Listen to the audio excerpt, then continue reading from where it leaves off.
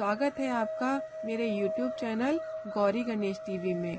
आज मैं आपके लिए हनुमान जी और भीम की कहानी लेकर आई हूँ।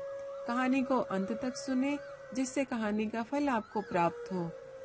द्रौपदी ने भीम से कहा, आप श्रेष्ठ गदाधारी हैं, बलवान हैं। आप गंधमादक पर्वत से दिव्य वृक्ष के दिव्य पुष्प लाकर दें। मैंने अपनी वेड़ी में सजाने हैं। आप समर्थ हैं, ला सकते हैं, लाकर देंगे ना दिव्य कमल पुष्प। भीम द्रौपदी के आग्रह को टाल नहीं सके। गदा उठाई और गंधमादक पर्वत की ओर चल पड़े। मंदमस्त हाथी की तरह किसी तनाव से मुक्त निडर भीम कभी गदा को एक कंधे पर रखते, कभी दूसरे पर रखते, बेफिक्री से गंधमादक पर्वत की ओर जा रहे थे। सोच रहे थे, अब पहुंचा कि तब पहुंचा, दिव्य पुष्प लाकर द्रौपदी को दूंगा, वह प्रसन्न हो जाएगी। लेकिन अचानक उनके बढ़ते कदम रुक गए।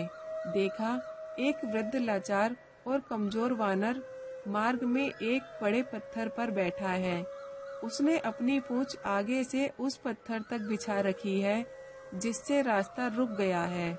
पूंछ हटाए बिना आगे नहीं बढ़ा जा सकता।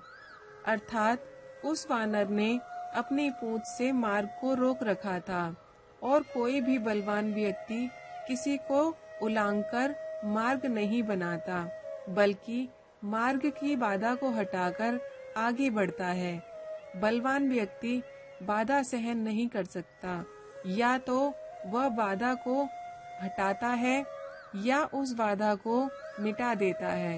इसीलिए भीम भी रुक गए।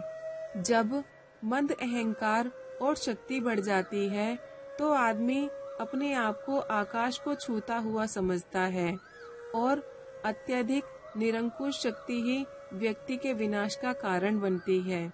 लेकिन श्री कृष्ण तो भीम का कल्याण करना चाहते थे, भीम का विनाश नहीं सुधार चाहते थे। भीम ने कहा, ए वानर, अपने पूंछ को हटाओ, मैंने आगे बढ़ना है। वानर ने देखा, एक बलिष्ठ व्यक्ति गदा उठाए, राजसी वस्त्र पहने, मुकुट धारण किए, बड़े रौब के साथ उसे पूंछ हटाने को कह रहा है। हैरान हुआ, पहचान भी गया, लेकिन चूंकि वह श्री कृष्ण की लीला थी इसीलिए चुप हो गया। भीम के सवाल का जवाब नहीं दिया। भीम ने फिर कहा, वानर, मैंने कहा ना कि पूंछ हटाओ, मैंने आगे जाना है। तुम वृद्ध हो, इसीलिए कुछ नहीं कह रहा। वानर गंभीर हो गया, मन ही मन हंस दिया और कहा, तुम देख रहे हो मैं वृद्ध हूँ, कमजोर हूँ, उठ नहीं सकता, मुझमें इतनी ताकत नहीं कि मैं स्वयं ही पूंछ हटा लूं। तुम ही कष्ट करो, मेरी पूंछ थोड़ी इधर सरका दो और आगे निकल जाओ। भीम के तेवर कसे, गधा कंधे से हटाई, नीचे रखी। इस वानर ने मेरे बल को ललकारा है। आखिर है तो एक पूंछ ही, वह भी वृद्ध वानर की। कहा, यह मामूली सी पूंछ हटाना भी कोई मुश्किल है? यह तुमने क्या कह दिया? मैंने बहुत बलवानों को परास्त किया है, धूल चटाई है, 100 हाथियों का बल है मुझमें।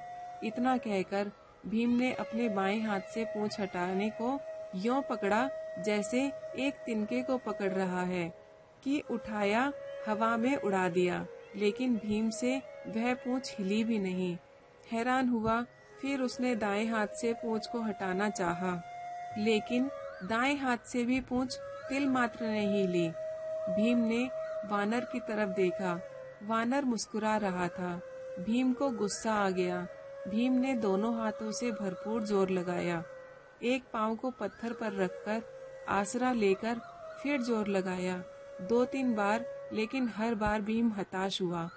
वानर ने भीम से पूछा कि हनुमान कौन है, मुझे उसके बारे में बताओ कि वह इतना महान क्यों है, उसने ऐसा किया है।